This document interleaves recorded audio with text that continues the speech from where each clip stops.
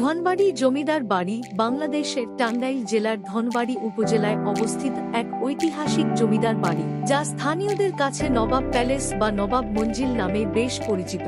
প্রায় 18 শতকের মাঝামাঝি সময়ে এই জমিদার বংশ বা জমিদার বাড়িটি প্রতিষ্ঠা করেন ব্রিটিশদের কাছ থেকে বাহাদুর CIE খেতাবপ্রাপ্ত জমিদার খান বাহাদুর সৈয়দ নবাব আলী চৌধুরী, যিনি ব্রিটিশ শাসনামলে প্রথম মুসলিম হিসেবে ব্রিটিশ সরকারের মন্ত্রিত্বের পদ লাভ করেন। এছাড়াও ঢাকা বিশ্ববিদ্যালয়ের প্রতিষ্ঠাতাদের মধ্যে তিনি অন্যতম এবং বাংলা ভাষাকে পাকিস্তানের রাষ্ট্রভাষা করার প্রথম প্রস্তাবক ছিলেন তিনি। তবে একটি সূত্রমতে মোগল শাসনামলে সেনাপতি ইস্পিঞ্জর খাঁ ও মনোয়ার খাঁ সিংহ নামের একজনকে পরাজিত করে উক্ত জমিদারির সূচনা করেন। তবে এই জমিদার বাড়ির প্রসিদ্ধ প্রতিষ্ঠাতা হিসেবে সৈয়দ নবাব আলী চৌধুরীকেই ধরা হয়, যদিও তার বাবা এখানে এসে প্রথমে বস্তি স্থাপন করেন। তিনি বেশ সুনামের সাথে উক্ত জমিদারি পরিচালনা করতে থাকেন। এরপর জমিদারি আমল থেকে এখন পর্যন্ত তার বংশধররা উক্ত জমিদারির আওতায় থাকায় সবকিছু দেখভাল করছেন। এই জমিদার বংশের একজন মোহাম্মদ